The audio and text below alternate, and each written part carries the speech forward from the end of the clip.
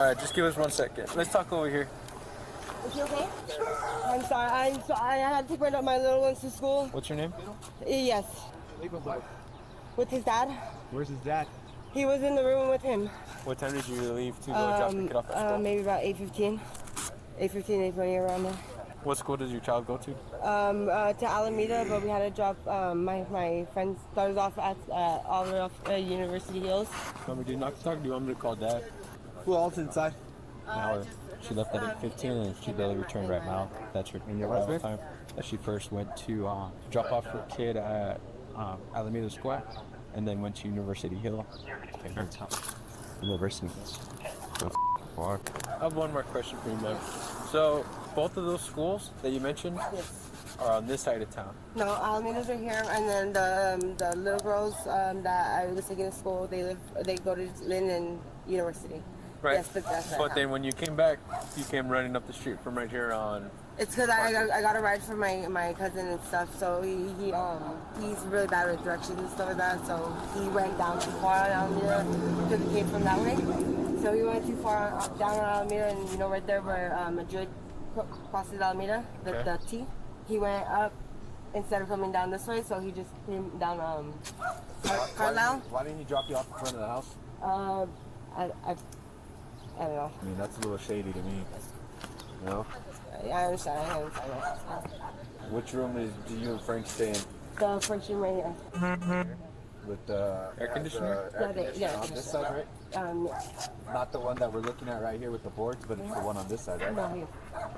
Why isn't he answering if he's so close to the front door we out through the windows? I don't know. I didn't answer. They were both asleep when I left, so I treated. We're gonna let a detective show up here in a little bit. He'll probably want to talk to you. You can stick around? Yeah.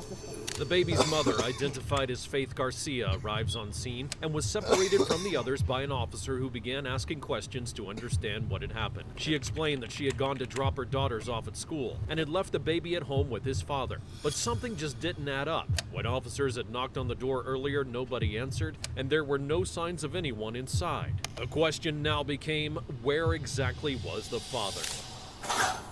Frank! Come to the front door! Hey, Frank!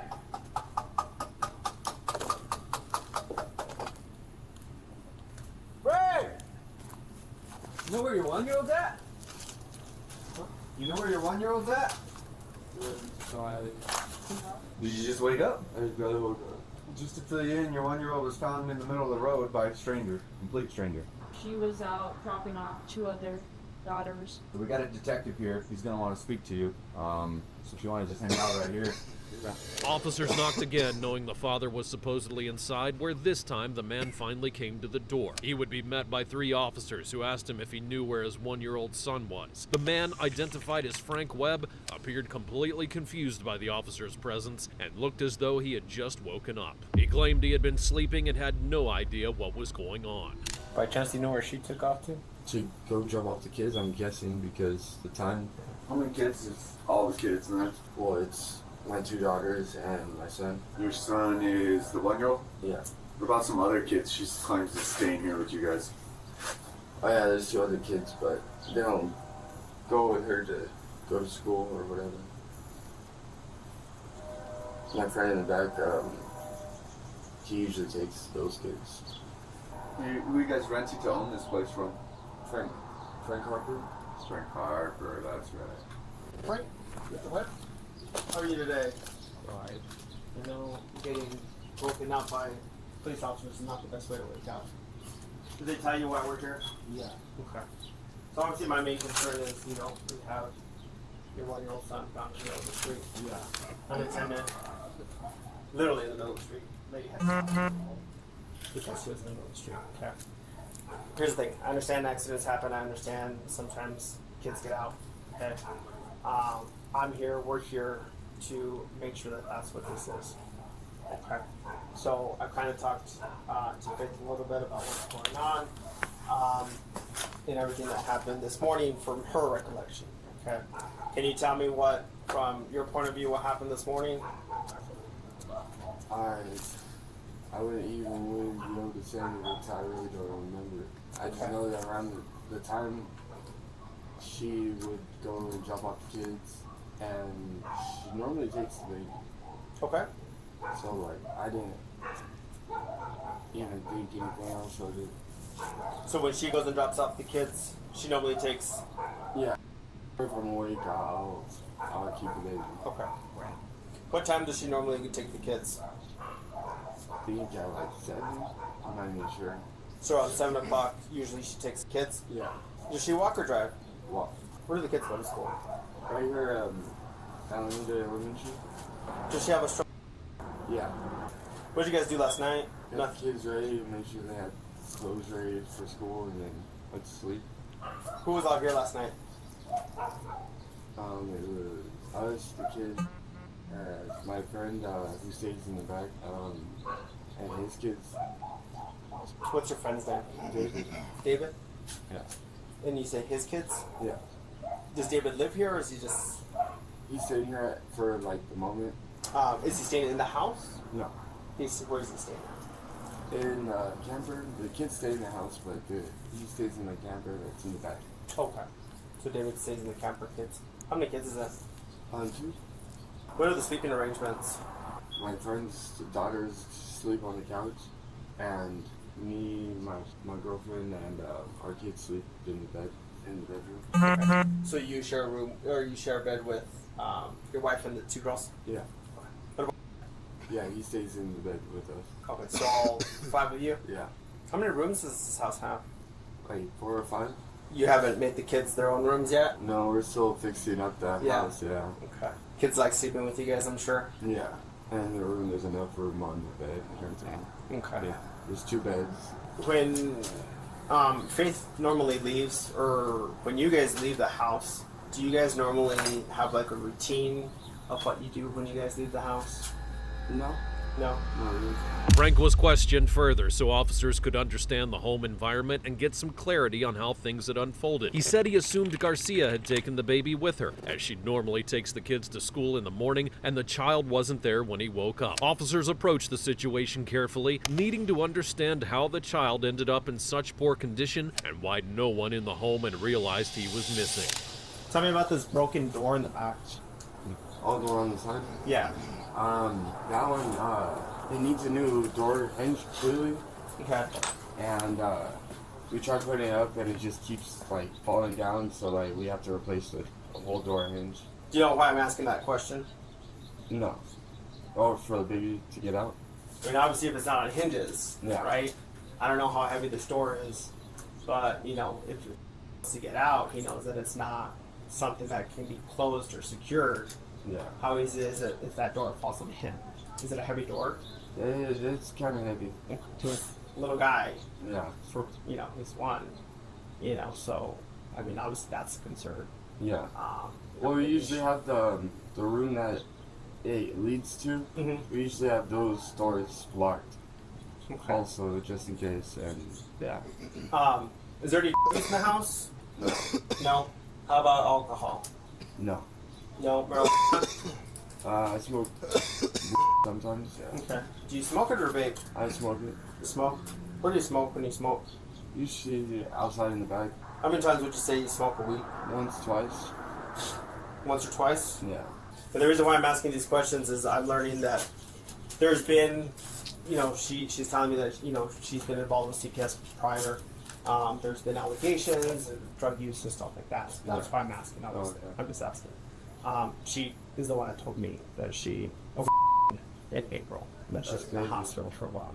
Yeah, it's crazy. She overdosed. She had a heart failure, and yeah, she had heart failure. That's why she was in the hospital. Okay, so it wasn't Overdose. Yeah, no. And you guys have been together this whole time? Yeah. How long have you guys been together? For 10 years. 10 years. Any breaks in between your guys' relationship? Not really. No. And then all the kids are yours? Yeah. How do you think out of the house? Probably the door that's open. Which door? The back door. That back door? Yeah. And they told you where they found him, right? Yeah. In the middle of the street. Listen, either way, I'm gonna get in this house. Yeah. I'd like to do it with your guys' cooperation. Yeah. rather than have to keep you guys out of your house and do it warm. There's a lot of reports that we have from CPS in reference to possible drug use, inadequate shelter, which obviously you guys have a house. I can see you have electricity. I have to double check, make sure you have water, make sure that you have fridge and food for yourself and for the kiddos. Officer Castaneda stated that she was just here a month ago. She walked through your house. She saw that, yeah, it was a little messy, but was it unlivable? You guys have 3 kids. You guys are fixing up the house. She said that you guys have electricity, you have running water, you have enough to, provide for your kids, which that I'm happy about. Okay. Like I said, a mess here and there, that can be cleaned up, that can be fixed. When the investigator asked Frank how he thought the baby had gotten out, he simply replied that perhaps the baby had gone through the back door, which was broken. But could a 1-year-old really open a door on his own? And even if he could, how did Frank not hear it? Now authorities had to search the home and check the family's living conditions in order to understand how the baby ended up like it did. What they found inside would be even worse. Is there any dogs or anything in there? There's a little puppy, but he doesn't any weapons or anything that do you guys own firearms or anything like that? No firearms. No firearms? Okay.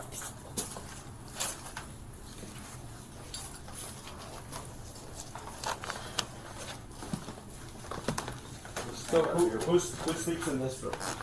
The 2, my friends, 2 daughters. Okay.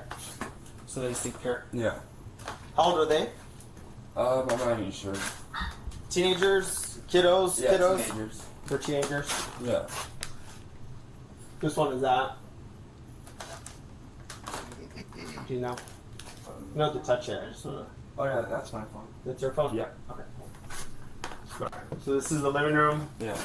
Kids stay, girls stay here. Yeah. You 5 sleep in here. Yeah. You sleep on the bed. Yeah. This is the bathroom. Yeah, that's the bath. Where do you guys go to the bathroom? Right over here. That's the bathroom. This is whose room is this? This is the landlord's. Are you guys allowed to be in it? It was shut last thing I knew, but it was open right now. But this is just the clothes room. The clothes room? Yeah. Do you remember? Was it like this last night when you checked it? No. No. How was it? Just describe it to me the way it was. Oh, I put it in the hinge and I put it, in its spot. So this was moved, obviously. Yeah. You're saying that this was moved. Yeah. I'm guessing my friend came in because they used it in the same way. How do you guys cook? On the hot plate that's outside? That hot plate? Yeah. As officers entered the home, they immediately noticed the mess in the entryway. Windows are covered with various materials, trash is strewn about the floor and furniture, and the deeper they go, the more chaos they uncover. The conditions were clearly unfit for children. It was only getting worse. The door the baby supposedly went through wasn't even attached. Anyone could have walked in or out with absolutely no effort. What kind of parents would allow their children to live like this? You guys have food stamps? Yeah. Who gets them? You or her? She does. The air conditioning, is it just fans or do you have like a... Just a window unit? That unit right there? Yeah. Okay. There's one in the room. In that room. Okay. Alright, walk with me outside. So I'm gonna have these guys just take photos of everything right now inside the house. We're not gonna go into that room so that we can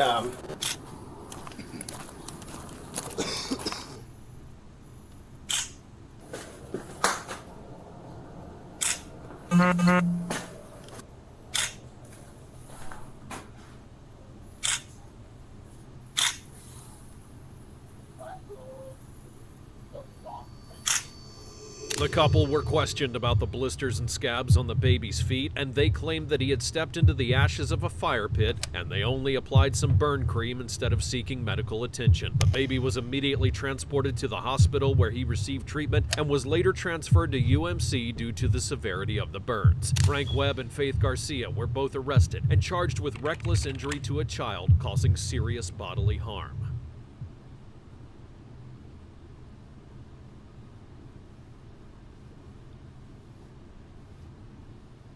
I just said, if I ever see another bruise on her, I said, I won't be having words with you. You wouldn't just save me. The seed has been planted in my head that I'm questioning about my father as well, because... The last one with him? Yep. On October 28th, 2022, the Crow Wing County Sheriff's Office received a report about a missing man in Merrifield, Minnesota. Sheriff's Office. Hi, I inquired previously about trying to find someone, and I'm still not finding any information. I would like to file a missing persons report.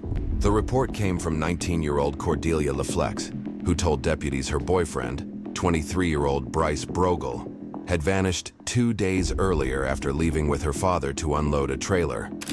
The couple had just moved from Washington State and were staying at the home of Cordelia's father, 45-year-old Michael LaFlex. Responding to her missing persons report, deputies made contact with Michael LaFlex later that same day at a storage unit in Merrifield, the location he claimed was the last place he and Bryce had been together. Our coverage is made possible by Morgan & Morgan. If you've been seriously hurt, your injury could be worth millions, and you might never know unless you fight for real justice. Many insurance companies offer less, a lot less than you deserve, but Morgan & Morgan doesn't settle for lowball payouts. They fight to get what victims truly deserve. Just in the last few months, a $12 million verdict in Florida was 30 by scam. Yeah, they went to Arizona first. Somewhere, he wouldn't let us know where they were at, somewhere in southern Arizona. And then from there, they were there beginning of August, I think.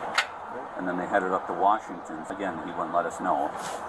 Cordelia said to me it was somewhere near a small town near Spokane. That's all I ever got out of it. Okay. And they just came back. They got back on Wednesday? Yes. We got back Wednesday. And Do you know about what time they showed up? 5:15ish. Okay. At 5. I was putting laundry in. I was washing my sheets so Cordelia could out my bed. She asked if she could stay with me while Bryce stayed somewhere else. And so I said, why don't you... Are they not getting along? Or? I don't care for him much. Okay. And it's not that I would never throw somebody out on the street for that, for not liking him. But he didn't want to go stay at my mother-in-law. He wasn't going to stay there because they don't like him. Last spring when he came to stay with us in March and stayed with him, there was a lot of verbal abuse towards Cordelia. There was a time where she came down with a big bruise on her face, which she said that was wrestling. My other daughter said it could be, could be that. But it was not, and then heard her crying. So there's always been the fighting and him being that way. But she just knows that I don't care. I didn't care for him that much, and he didn't. He doesn't want to be where he's not liked. Oh yeah, no. Yeah, we unloaded all that stuff back there. Okay. This here too. I don't see anything else up here. It's mostly back there. What was left in the trailer was 2, like the dish baskets that had toiletry kind of stuff in it. He said to leave them in there, and then there was a black garbage can that was empty. Okay. So you guys, you drove right up here from the house. Yes. Unloaded. Well, how long did that take? Oh, 45 minutes maybe. Maybe. Because he was looking at stuff and trying to figure out if he was going to keep something or take something, and I think there was one bag in there too, clothing bag or something. Okay. And then you left here. We left here. And where did this interaction occur? It happened just right out here. We got out, got just down, started to get up to speed, and the lights came on, and it happened right down here.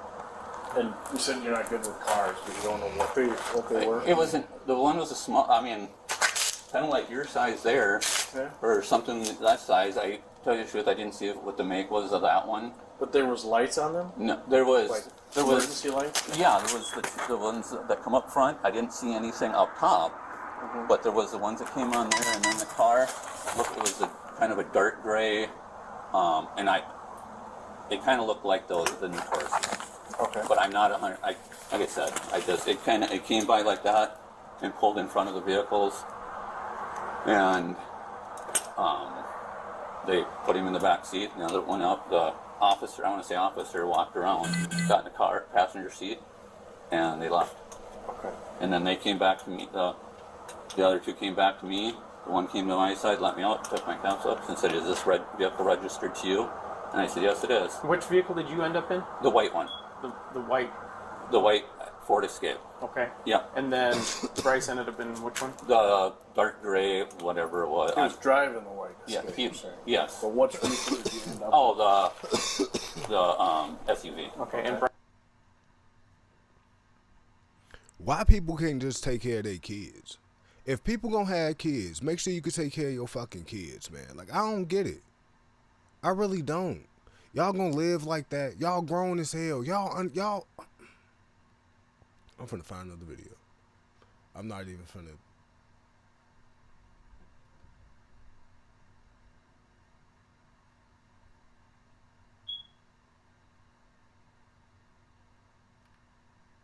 These are the 20 most terrifying moments in NFL history. Oh my goodness! And he's still on the turf. And he's not moving. And at number 20, Trevor Lawrence's safe slide turned into the most terrifying play of the year. Represents that well. And oh my, that'll be Alshire, who that's going to start a little bit of a scrum afterwards. But at number 19, even the coaches weren't safe from the danger. See, Sean McVay was on the sidelines, but he almost got his head knocked off clean. Take a look one more time. The headset knocked off, hit on the left side of that jaw. Yeah, even the sidelines get violent. I mean, at number 18, they almost went up in flames. Look, Tennessee lost control of their fire machines and nearly burnt the stadium to a crisp. Now, they had every reason to be terrified. But Eric Berry's nightmare was something you wouldn't believe, because one of the most ferocious safeties of all time was running from his scariest match yet. Hold up, Cole, that horse out there. You need to go ahead with that horse, man. I don't fool with no horses, boy. I seen her the first game. I ain't worried about the tick, I'm worried about the horse. Dude had no reason to be so dramatic. But this next fan at number 16 took it to the next level. See, a group of kids were trying to get some autographs when security warned them that it could get dangerous. Yo, touchdown! Oh, Jesus Christ. Go back to your seats. Everybody back to their seats. This kid just failed. Back to your seats. Yeah, get him up, get him up. But Deshaun Warden had more to do than just play a game, because he turned into a hero. I just kind of pushed him into the stands a little bit to brace his fall because I seen him coming down head first. That kid was going headfirst into a tragedy, but Gary Kubiak wasn't so lucky, because at number 15, we've got a moment that had an entire stadium holding its breath. I mean, Coach Gary Kubiak almost didn't make it off the field alive. See, the Texans were playing the Colts, and when the teams were headed for their locker rooms at halftime, Kubiak collapsed. Coach was taken off on a stretcher and was rushed to the hospital with everyone afraid he was having a heart attack. Luckily, the doctors worked fast, and it turned out Kubiak had suffered a stroke and narrowly escaped tragedy. But while Kubiak got a second chance, the Bengals were so shaken at number 14, they thought it was game over. See, Mike Hilton replaced the Bengals mannequin and had his teammates seeing ghosts. Now that got scary. But what happened at number 13 was no joke. See, Rashad Johnson made one of the most terrifying bloody messes in NFL history. And it all started with a routine play until he lost a piece of his body. We punt the ball down, and I'm going to cover it. Darren Sproles is the returner. Sproles on the return of the punt by Zastin. It breaks a couple tackles. I initiate a blocker, and in that moment when I initiate him, I just shed away and go in to make the tackle. Now he knew something was wrong immediately. When he got to the sideline, he found out something was missing. Pain is getting worse. And I look down, and before I know it, my white glove is fire hot red. It's blood everywhere. I come off the field, just thinking like, hey, maybe I lost the nail. Maybe, something happened there. They've taken the glove off, thrown it in the trash can, and from my nail portion up in my left middle finger, it's completely severed. My man was shocked, but he was still missing the rest of his finger. And just when he thought it couldn't get worse, the trainers had to dig through the trash can looking for the missing piece. They look down in the trash can and they're digging, they pull it out, and the glove is still intact, it's normal. And they're like, well, let's just cut on up the finger and see. And they cut up the finger and it just falls right there on the table. Now, this would have been enough to make me retire, but Rashad showed that he was built different, because he refused surgery and suited up to play the very next week. I was kind of at that point like, let's just go and let's just shave it back and keep it going. I don't think I want to try and reattach. And if that wasn't enough, Rashad turned the whole thing into a movement, showing the world what it means to turn pain into power. The guy made t-shirts that saying that he got 9 more fingers, and everybody wore it under their shoulder pads for the rest of the year and all of that. Yeah, Rashad came back stronger. But at number 12, imagine almost being left with permanent brain damage. See, Austin Collie suffered head trauma that didn't just change his career. It changed the entire NFL's approach to player safety forever. Now, Collie quickly became one of Peyton Manning's favorite weapons. One play against the Eagles left him knocked out cold. Took a vicious hit. He's still down, hasn't moved. The sight of Collie motionless sparked concern across the nation. But just weeks later, he returned to the exact same horrors. Up the seam. Oh, Collie is down again. And just like that, Collie was out for the rest of the year and was never the same player again. And I don't know if I'd be the same player if I had to play through what's at number 11. I'm talking about when players had to play the biggest game of the season in the worst weather in NFL history. Temperature reached down to negative 14 degrees, leaving fans and players at risk for frostbite. It's the one game in my whole life that I did not want to play. And mine came in at my toes. And it's almost like Your circulation has stopped. And in these conditions, players' equipment were frozen, referee whistles were even broken, and they had to yell for the whole game. So Green Bay took the title with a 21-17 dogfight. But the worst of it all was that one fan froze to death. And even with that type of tragedy, there still isn't a limit to the temperature NFL players play in. Yeah, the NFL could care less about players freezing to death. But at number 10, we've got to talk about the most terrifying fan ever seen. See, this is Chiefsaholic, and he became the Chiefs' biggest superfan by becoming an outlaw. I mean, this dude was on the front row in his wolf costume at every home game and away game, and had his own fans on social media. But one game against the Texans in Houston, Chiefsaholic was nowhere to be found. This had the Chiefs fans worried. But hours after the game, a Bixby, Texas news station reported that a man in a wolf costume was arrested for robbing people at gunpoint. A Bixby bank robbery is getting a ton of attention because Kansas City Chiefs fans are convinced the suspect in the Tulsa County Jail is a popular Chiefs superfan. The superfan who fans think robbed the bank is known as Chiefsaholic. He attends almost every game. But when he didn't make it to the Chiefs and Texas game last Sunday, fans were worried. So they took to social media to get to the bottom of it, and then realized they might have found his mugshot. And fans recognized who that was immediately. See, after some further investigation into Javier Babidar, it turned out he was hiding even more, because he went through 7 states and completed 11 bank robberies for a total of $847,000. Yeah, that was enough for this dude to be put behind bars for 17 years. Dude was a monster under that mask. But at number 9, David Njoku was hiding behind a mask too. See, it was the middle of the 2023 NFL season when a simple meditation session in front of the fire almost left David fried. Setting up the bonfire, and I ran out of my normal lighter fluid that I used to soak the wood, so I used this other one. It was a spray instead of like one that you pour. I sprayed it down, waited a little bit, and I guess the lighter fluid were still in the air, so when I lit it up, it just exploded. And this wasn't just a regular injury, because his second-degree burns throughout his body was the worst anyone could go through. I diagnosed it as about a 17 to 18% total body surface area burn of second-degree partial thickness. Probably the most painful burn you could have. My recommendation was to not play. But it was just days before the Browns played their division rivals, the Baltimore Ravens. So this game was personal. However, he still looked like he came straight out of a fire. So he came to the game with his face hidden. Yeah, bro was still going through it. But once the ball kicked off, Njoku straight balled out with 6 catches through the most stinging pains of his life. And when the final buzzer sounded, Njoku wasn't hiding anymore. He let the world see his war wounds. After the game, when I took my helmet off, and I looked myself in the face, and it was just tore up. Said, I want people to see this. I want people to understand, what I went through. His story was so courageous that he became a voice for burn victims across the nation. There was so many DMs and messages of burn victims that are scared to show their face, just went forth to, I guess to make them feel a little better about themselves. Things happen, mistakes happen, and you got to just put your best foot forward. He battled through an injury never before seen, but there was no playing through one of the worst injuries ever. Look at number 8, Zach Miller made the most spectacular play of his life, all for it to end in the most twisted way imaginable. And Miller is still down in the end zone.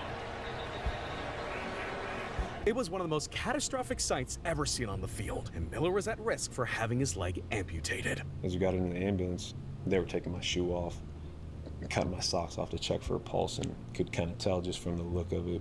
There was no, oh, hey, we got this, that. It was, you don't have a pulse in your foot, and we have to fix that. Sid Dreyer is one of our assistant athletic trainers. He told the EMTs, like, there's no way you're taking us to that hospital. So he pulled out his phone and found the level 1 trauma center 5 minutes from us. And then I just remember telling Doc, like, do not cut my leg off, please. They hit me with the mask, and I cashed out for a little bit. See, Miller popped a blood vessel that supplies blood to the lower leg, so he was rushed to the hospital immediately for emergency surgery. And it wasn't the last of his nightmare, because he had to go in for 9 total surgeries and still was never able to make it back to an NFL field again. If I'm physically able to do it, I'd love to do it. Am I cool if I don't? Out of my hands. NFL players always have to plan for their careers to end at any moment. But imagine being terrified of your own teammate. Because at number 7, we have one of the most insane players in NFL history. Now, Bill Romanowski was already known for being a loose cannon. But what he did at the Raiders training camp in 2003, it was straight up psychotic. See, with players trying to make the team, training camp fights are just another day. And at tight end, Marcus Williams was simply doing his job at practice. Now, when the play started, he went to block Romanowski. But as soon as he made contact, Bill grabbed him by the neck while Williams threw his hands in the air to indicate he was not trying trying to fight. However, Bill threw Williams' helmet off and punched Williams until he chipped his tooth and shattered his eye socket. And Romanofsky stood over Williams and said, "Don't you ever hold me." The Raiders defense has gotten their ass kicked the past couple weeks. So what do you think happens in the meeting rooms? They start calling you out in practice. I had it happen to me at the Raiders, and I got in a fight. Hey, I've gotten in a lot of fights, but I had never hurt a teammate, and I hurt a teammate. Now, Williams was rushed to the hospital, and after sitting there for 2 days, he thought his playing days might be over. But Williams wasn't just about to let it slide, so he lawyered up and took Romo to court, where Romanofsky had to cop up $350K in damages, basically a year's salary at the time, and later paid another $75,000 to avoid more legal drama. But as wild as Romanofsky's trial was, it's nothing compared to the chaos surrounding Ray Lewis at number 6, because one of the hardest-hitting players in NFL history didn't just terrify his opponents, he terrified the entire league by being charged with murder. Now, when Ray stepped into the league, he immediately became a superstar. So with a $25 million contract and the nation watching him, he wasn't just a regular guy anymore. And in 2000, during Super Bowl weekend in Atlanta, there was nothing but trouble outside, because after the big game, Ray and his crew decided to hit up the town and turn up. But this wasn't your average entourage. His boys included Joseph Sweeting, a strip club owner, and Reginald Oakley, another guy from back home. And these weren't exactly the type of dudes to keep things low-key. So after leaving a nightclub, things took a dark turn. While heading to their car, an argument broke out with 2 men, Richard Laurel and Joseph Baker. And what started as trash talk escalated into absolute chaos. And moments later, both men were lying in a pool of blood. See, Ray's friends had just purchased pocket knives from Ray's autograph signing at a sporting goods store earlier that day. And it wasn't long before Ray and his boys were arrested. Now, this immediately became one of the NFL's craziest controversies ever. I mean, while the Ravens were starting off their offseason practices, the future of their league was being charged with murder.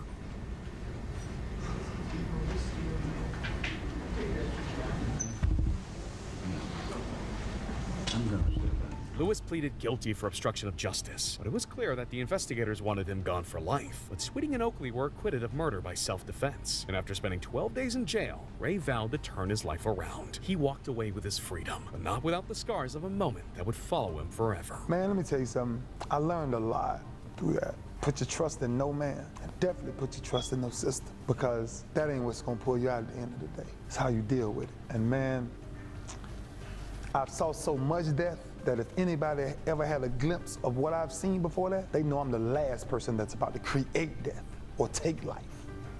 I was built and born to give life. That's what my whole work ethic and everything is all about. Yeah, Ray will have to live with that for the rest of his life, but at least he got to keep it. Because the player at number 5 wasn't so fortunate, because Chris Henry's tragedy became a lesson for the entire NFL. See, in 2009, Henry had just turned his life around. After years of being labeled as the NFL's bad boy for countless suspensions and legal issues, the dude was finally maturing. I mean, he was engaged, had kids, and was ready to leave the drama behind him. But his story took a chilling turn no one saw coming. It all went down during a fight with his fiancée, Molengi Tonga, at her parents' house. And things got so heated, Tonga tried to drive away in her truck, but Henry wasn't having it. He jumped into the bed of the truck, banging on the windows, begging her to stop. Witnesses said he was yelling for her to pull over. But before anyone could process what was happening, Henry lost his balance, fell out, and hit the pavement hard. The injuries were devastating. He was rushed to the hospital, but less than 24 hours later, he was gone. Beyond football, Chris was a father, engaged to be married, and a man with a bright future. Now his life has been cut short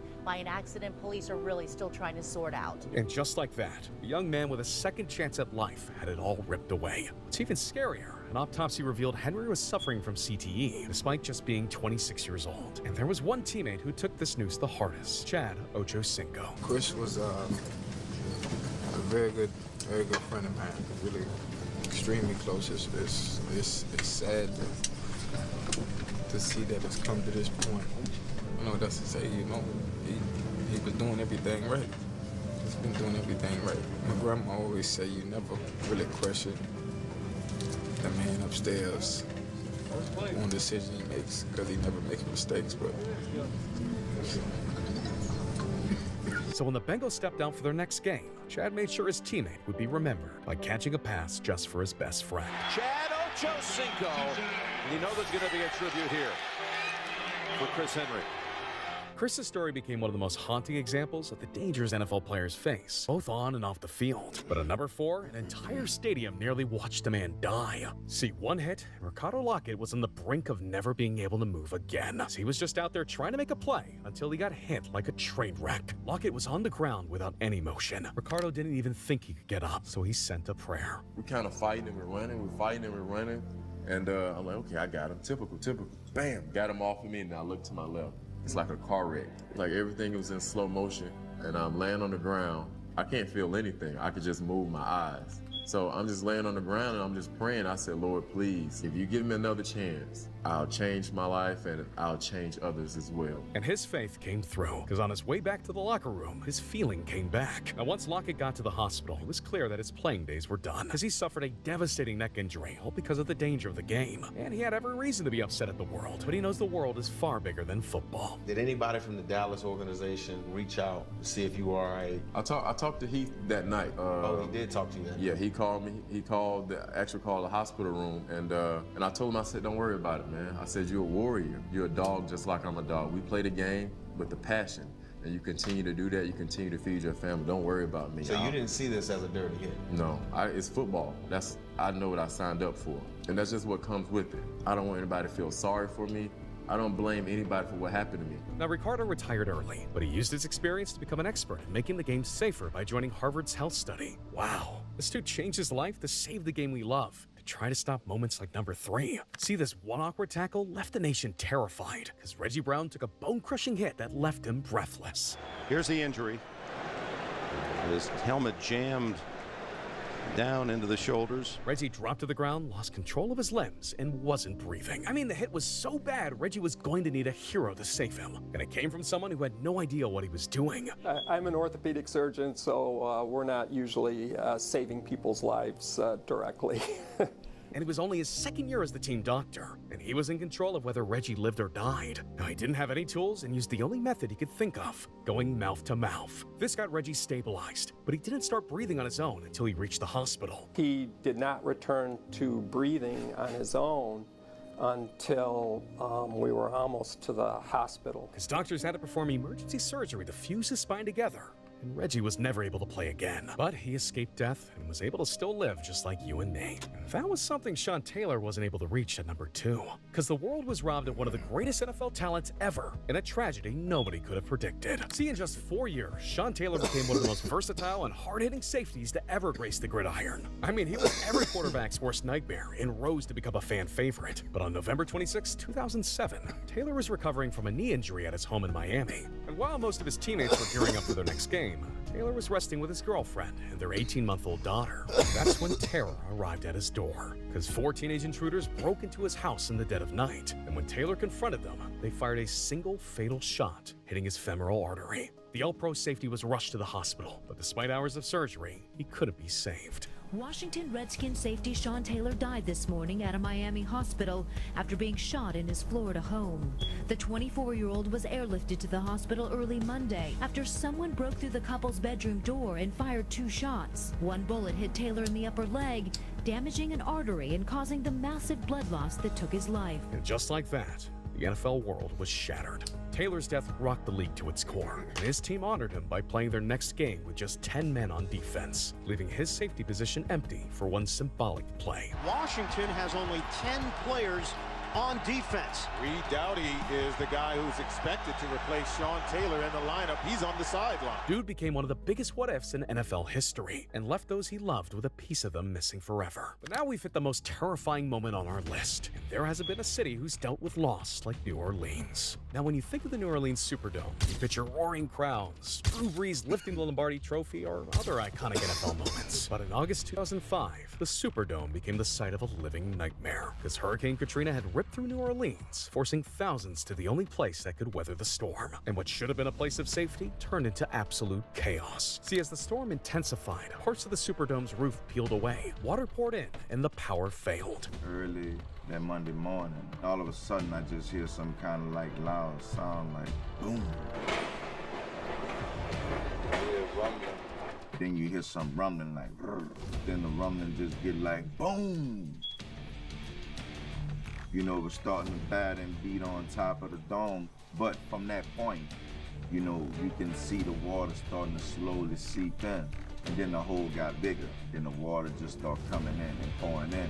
And then it wasn't one hole. Then another hole opened up.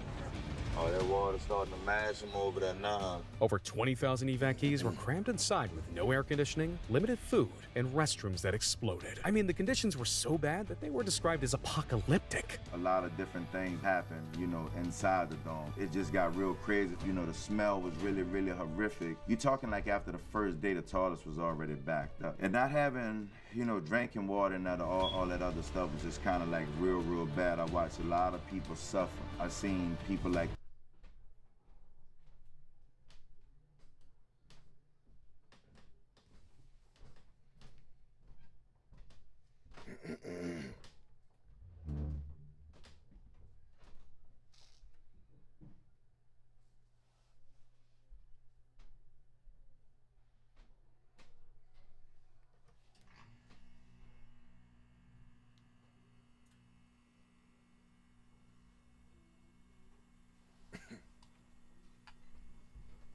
unattended elders, like just sitting in place for like days at a time, not moving. And once the hurricane subsided, the Saints had a new symbol of purpose in representing their city. Now, the team had to play the entire 2005 season away from home, with the Superdome becoming unusable. But in 2006, the Saints returned to a repaired Superdome, kicking off their home. Passionate fan bases in all of sports, because their city went through a terrifying moment like none other.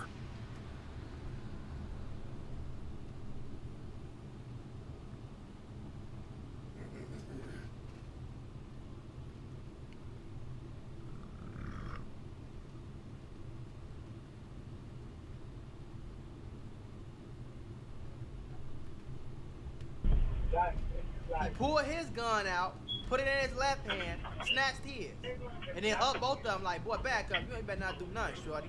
Oh no, he ran up. It's delayed. He ran up. He said, give me your gun. He struggled for the ARP. He got the ARP. He popped him and ran off. Damn! Oh no! They saying somebody snatched their op gun, came back and smoked them with it. FBI, open up! Jesus Christ! We got to flame up that thing. Flame up that thing. Scroll it up and grab it. We gon' flame up that thing. Gon' phone him. Let's get into this video, man. What the hell? What the hell, y'all? Happy birthday! Now, it's sad to say that this type of activity is becoming a norm. As they say in Memphis, youngins getting bucked for their gun. In other words, they feel like you sweet with your firearm being brandished. They basically taking it. A clip of that went viral at a local gas station less than 24 hours where this took place. Thank God it wasn't deadly. We come in. I think he just looked at him. He left. Oh, he coming back. He coming right back. Look. He coming right back. He looked left. He looked right. He stepped to the side. Getting a little closer. Oh, look how he did it, though. Look how he did it. And there's no mask on, by the way, gang. No mask on. He pulled his gun out, put it in his left hand, snatched his, and then up both of them like, boy, back up. You ain't better not do nothing, shorty. And then ran up out of there. Yeah. Check. My thing is, gang, why you got your pipe out? Why do you got your blick visible, Mr. Sir? Violation. You in violation of code 2.9.1.3. That is, you never put your blick in plain sight, shorty. It's supposed to be tucked. I want to put y'all on to some of the easiest money you'll ever make in your life. Freecash.com is a website that allows you to literally get description below and start. Nobody supposed to know you got it on. Stop carrying firearms trying to look sweet. Carry them with a purpose. If you're gonna carry them. Because what if I told you I lost my life with over 30 rounds in my pants, assuming I carried it for protection. I didn't even get the chance to brandish it. This is what we have here today. Another example of a young man getting gunned down while getting his gun took in the process. So before we go over this one, I want you guys to remember, 80 across the United States. Just super location in the sea. Store location local to Dallas. Police have recorded 17 homicides. Memphis, Tennessee, a place where, as of today, police have recorded 17 homicides. Damn. The front of this grocery store location, surveillance camera had captured a young man identified as Lord Josh, leaving a local tobacco store just next door. Now, what the surveillance don't show is that minutes earlier, Josh had pulled up to the curve, cut his hazards on, and went inside the store. Okay. But little did Josh know he was being Somebody was following him. or did he? As he approached the tobacco store, he had an ARP tucked in his pants, assuming he ready for war. Right. But at around 12:34 p.m., Josh walked out the tobacco store to his car. But someone would get out their vehicle, run him down, shoot him broad daylight, and take his ARP after a brief struggle. Where it come from? Is that him? Something moving right here. He coming out. Oh, he already blinking. Maybe it's just, what you call it? Oh, no, he ran up. It's delayed. He ran up. He said, give me your gun. He struggled for the ARP. He got the ARP. He popped him and ran off. Damn! And ran off, though, gang. Now, someone went Did out y'all see him stretched? afterwards, assuming they allegedly saw the scene. They talk about how it was two families fighting afterwards, and that Lord Josh allegedly, possibly, knew his killer, which makes sense on how they knew exactly where he was at and when he got out. But then you see at the very beginning a woman taking two kids from the scene, which possibly could be one of the arguments, and this possibly could be a DV type situation. But check it out. Oh, maybe it was an argument before that happened. It's gonna be another. It's gonna be another crime out here. They get into it right now. She retired. It's finna be another crime. Well, get y'all ass out, Mr. Sir. Why do y'all do that? It's gonna be another crime right now. Oh, I gotta see this. Why don't you watch this shit on the news? That's what we do. We sit here from the safety of our houses and we watch this shit through the news, bro. Come on, bro. We watch this shit from the stupid motherfucker who's standing at the scene recording like, oh, it's about to be another shooting up here. I'm gonna stay right here and record it. No. Come on, man. Look, see, they put them out there. Man, we got two families out here known as a homicide. We got the two families out here fighting. They was pushing on the mother. Oh my God, yeah. Two sets of families fighting. We in the bay. It's going crazy down there. Boy, I took my ass home so quick. Y'all tripping. About to get low. Yes. Talking about I'm damn near about to get low. I would have. Y'all crazy as hell, boy. It's mentioned on the news. Local authorities has yet to make an arrest. We don't know if the shooting that happened just 2 hours later, just 2 miles away, was retaliation. But nonetheless, to Lord Josh, we do want to say rest. And it was a shooting 2 hours later, 2 miles away. So they don't know if that was like it coming to their hood because they knew what happened or whatever. I don't know. It's crazy. It's going down. Condolences to your family as well. And we send a letter of prayers to everyone who was affected by the story we just talked about. It's a crazy situation. You can't even fathom, really, what can possess a man to risk it all, to take another man's life, broad daylight. I don't get that, gang. Like, you already got a gun on you, bro. You know how easy it is to get a gun, bro. You can go to a gun show and get a gun. I mean, you can't get it for free, but you can get a blick, though. You in Memphis, Tennessee, guns legal everywhere. You can find them. Like, you know what I'm saying, though? Like, I don't think it's smart to walk up on a nigga who you know got a gun with your gun out and then snap, because you putting yourself in a situation where it's either gonna be him or you. You putting yourself in a situation where somebody gonna have to blick. Somebody gonna have to lose their life. Somebody gonna have to go to the hospital, and then whoever, you know what I'm saying? If it's not the robber, if it's the robber that had to take the person's life, you going to jail forever, bro. If it's the person getting robbed who end up taking your life, he cool. But now he got ops, you and your whole family, because you tried to rob. Like, it's just too much. It's stupid.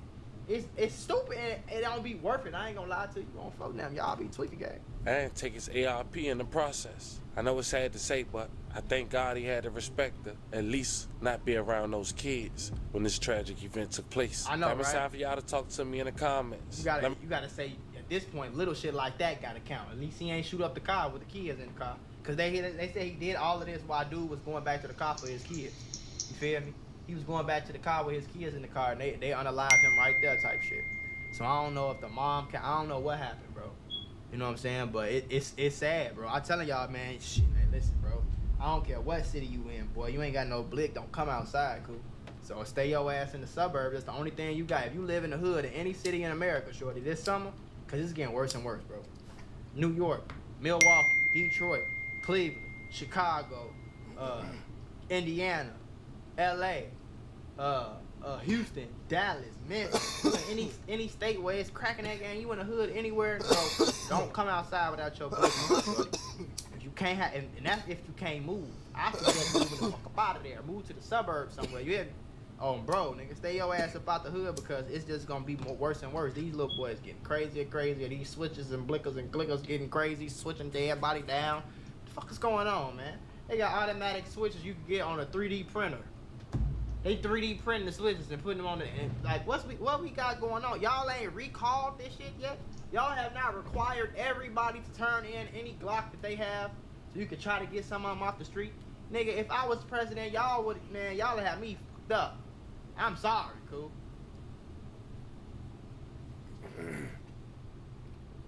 So look, bro. Happy Young Day. Let's go. He's out of there.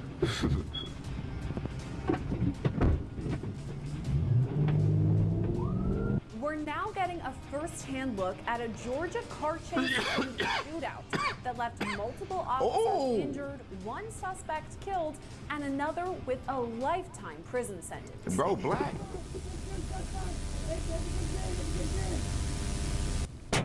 Young officer, bro. It happened on April 12th, 2021 in Carroll County, Georgia, west of Atlanta. That's where a Georgia State Patrol trooper stopped a Nissan Sentra driving more than 100 miles per hour along the interstate. Hold up. You mean to tell me the police sitting on the shoulder of the freeway, this fool has to see the police on the shoulder of the freeway, right? And then you do 100 miles an hour past the police, and they got K's in the car, they want to smoke tonight. That's what it's looking like. You got a lot of people out there that just want to go out with a bang, you know what I'm saying? Then you got the suicide by cop. They want to go out tonight. State Patrol trooper stopped a Nissan Sentra driving more than 100 miles per hour. The trooper seen him from behind him, bro. The police car put on the sirens before they passed him.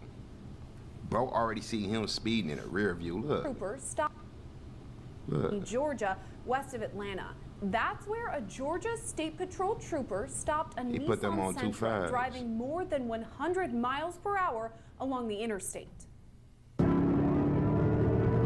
Hold on, and that's another thing, bro. And I'm talking about everybody that got a license, everybody that drive. Or even if you ain't got a license, everybody that drive. If you ever got a ticket, a speeding ticket, you know the police be capped. Even though you be speeding, like, bro, they had a little survey to where 89% of the people in America speeds, right? If the speed limit 35 miles an hour, we doing 40, we doing 45, all right? Another thing a lot of y'all don't know, and I had to explain this to my sister, we had a big argument about this like 2 weeks ago. Swear to God, she lived 20 minutes away from my house, right? So she just moved. She just moved to a new area. She lived 20 minutes away from my house. She see how long, I'm like, go ahead and come over here. You got time to get back home before my niece get out of school or whatever. My niece got out of school in an hour, 20 minutes away. She get on the little, the maps to look up my address, bro. She say, nuh-uh, it says it's 37 minutes away. I mean, 34 minutes away. I'm like, Taisha, look, it says 34 minutes away because the maps go off the speed limits on the highways, bro. The maps go off of 65 miles an hour. It don't go off of what you drive, you know what I'm saying? You do 70, 72, 75. You'll get here in 20, 21 minutes, bro. Trust me, I've been over there a million times. Anyway, what I was about to say, bro, she be getting on my nerves, love her to death. What I was about to say, you could be driving. The police literally can be sitting there. You drive past them, they pull you over with no speedometer. Hey, You was doing 86 in the 55. How you know, bro? I know you the Johnnies. I know you the police, but your eyes to ratio to speed ain't that, it's not up to par like that. And then he gonna really put on the speed, and then this how they make you think that they looking out for you. You was doing 86, but I'ma just say you was doing 70. Fuck, it's still a ticket. What the hell? It's still a ticket. Like, how about you just say, scratch this and let me go, bro? 80s, hey, well, goes. Because if he put a higher speed limit, you can get in more trouble. Bro, cap. He just don't want me to take him to court because he knew I wasn't doing that high speed limit. He's just gonna tell me that and try to ease me with the lower speed limit ticket. Cap, bro. Police be on.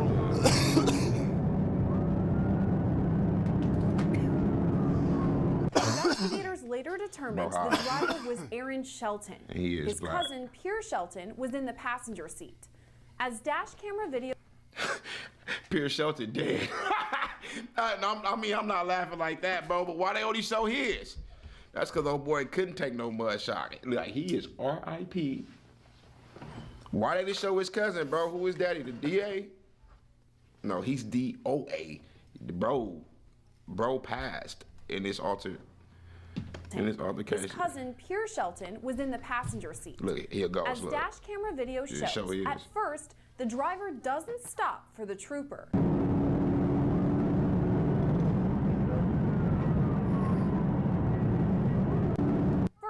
The driver doesn't stop for the trooper.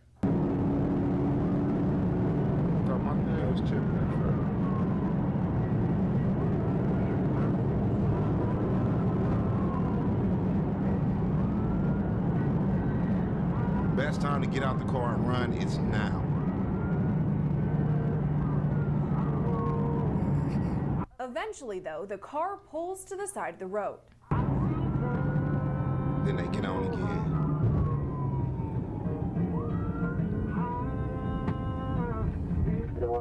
What is my guy listening to? You know what I'm saying? That sounds like some Muddy Waters back in 1860. What is this fool listening to? I thought it was, you know, I'm smoking right now.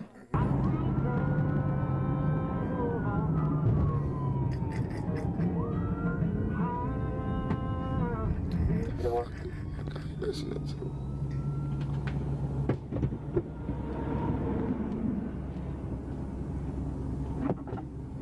But when the trooper gets I'm out outta here. to approach the Nissan, it speeds off.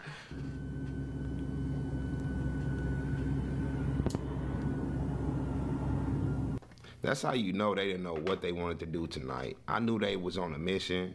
I'm not gonna say they wanted to go on a mission to hurt police, but at the same time, bro, if it said y'all got off with the K on a grip of police officers, that means you waited. You waited for the backup, bro. If you wanna run from the police, a high-speed chase ain't it. If you only got one car on you, I'm not telling y'all what to do. It's just what I see in movies. You know what I'm saying? Get out the car and run, especially if it's two of y'all. How one person gonna catch two of y'all? But then what y'all wanna do is wait till it's 20 of them and two of y'all. And then y'all wanna try to get out and run. The fuck is this stupid, bro? You slow. You're in the car right now with an AK-47. It's one cop, one car. You could have left one right there on the side of the road and the other car could have left. Make the officer decide who gets away. You know what I'm saying? Not both of y'all, bro. Not even both of y'all. We didn't even see your cousin mugshot. That bro dead. He dead. On a high-speed chase.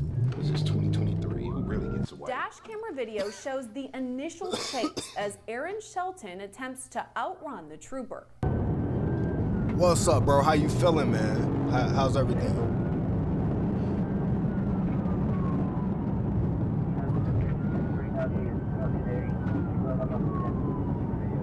Bro, it's only one car. That's what I'm saying. Get out.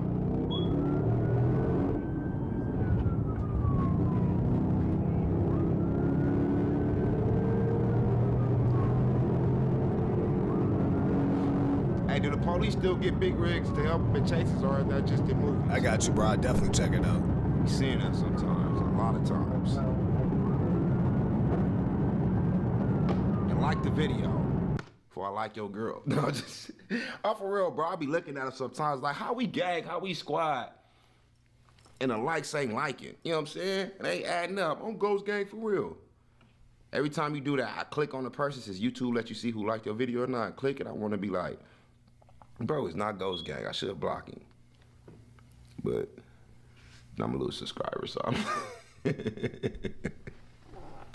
So you can be fake if you want to. You know what I'm saying? Appreciate the share, bro. You Ghost Gang, you got. Okay.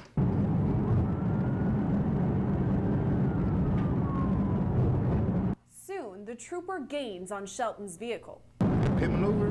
Too fast for the pit maneuver. As dash camera video continues, the initial trooper zeroes in on the suspect's car and taps it as it drives along. The car veers out of frame before... Bro did a pit maneuver with no backup. Straightening out once again. Next, Pierce Shelton can be seen from the passenger side of the Nissan pulling out an AK-47. He points the gun back at the Georgia State Trooper and opens fire.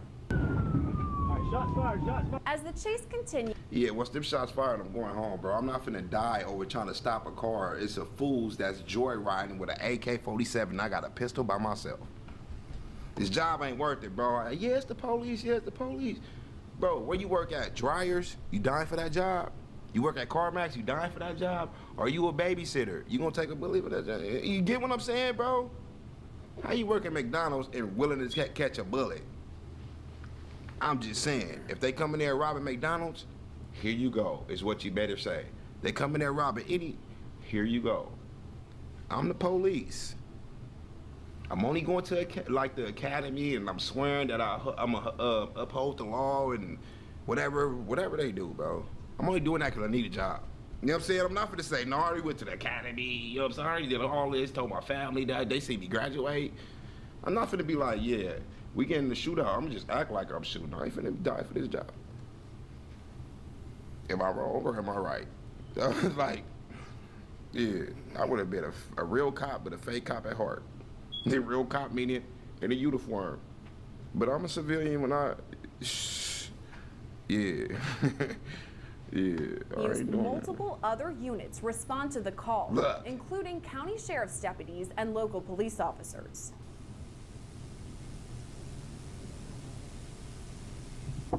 He just shot an AK-47 at me.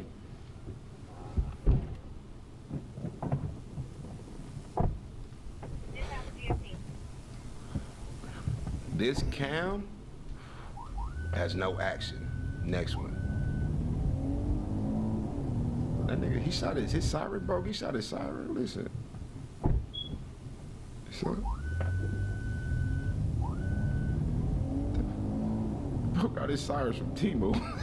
Dash camera video from other first responders shows them joined together in the search for Shelton and his cousin.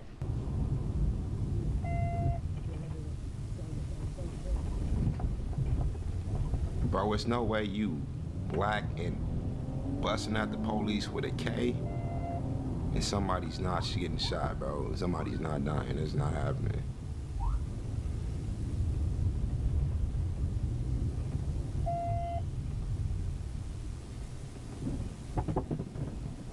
Bro, where's the...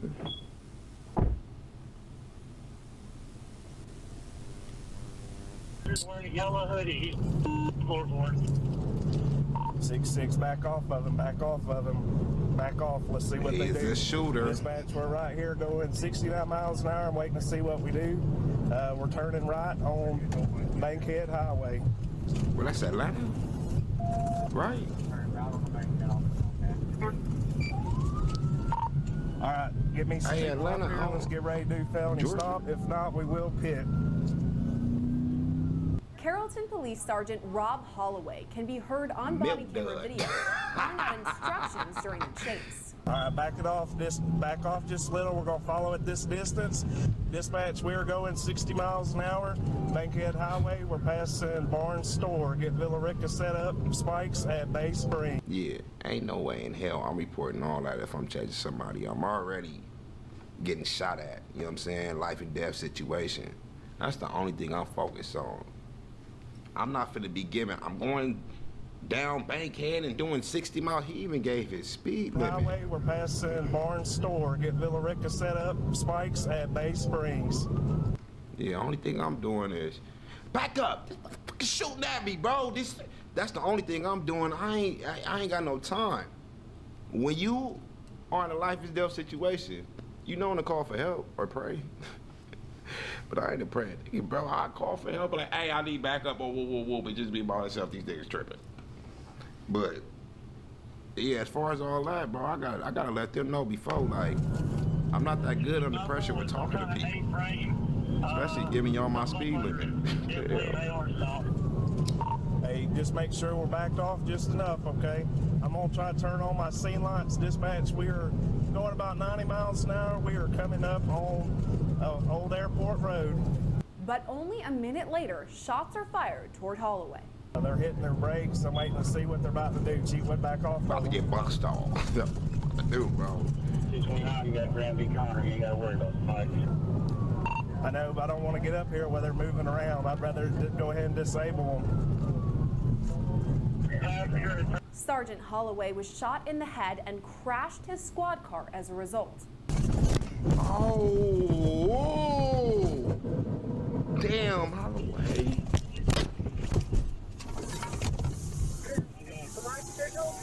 Riding this car, bro. I hope he didn't die. I hope he didn't. That's what I'm saying. It's just a regular job at the end of the day, bro. Police officers can work years on years on years without using their gun anyway. Scratch all that. He up in his car. Listen to him. Listen to him. This is what I'm saying. This is what I'm saying. Go ahead and disable. He up here conversating, giving feedback. You in a high-speed chase with two fools in an AK-47. You up here on the phone with dispatch telling them how fast he going, what street he passing up, what the car looked like a million times already, bro. What, like, him, how much gas in the tank? The left eye, the windshield is woo, woo, woo. The tail light is woo, woo, woo. Bro talking and he got shot in the head. He's on the phone so much, we don't hear it. But of course, he's probably not gonna hear it in the high-speed chase. He's on the phone so distracted, the bullet just came straight through the window, bro. He didn't hear, he probably didn't even see the gun. You know what I'm saying? It take a split second to get smoked. That's crazy. He got shot while he's on the phone, on the whatever. Sergeant Holloway was shot in the head and crashed his squad car as a result. No job, bro.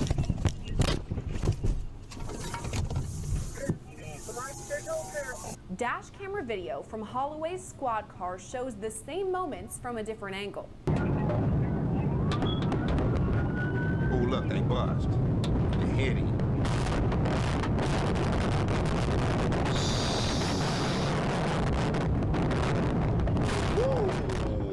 These same moments of Holloway's crash were also captured by another officer's dash camera.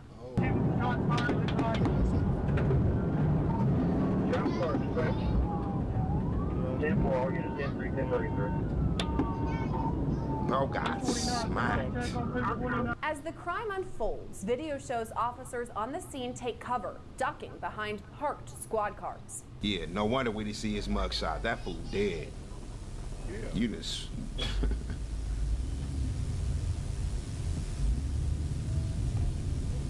Shooting a police officer, you better get away, because...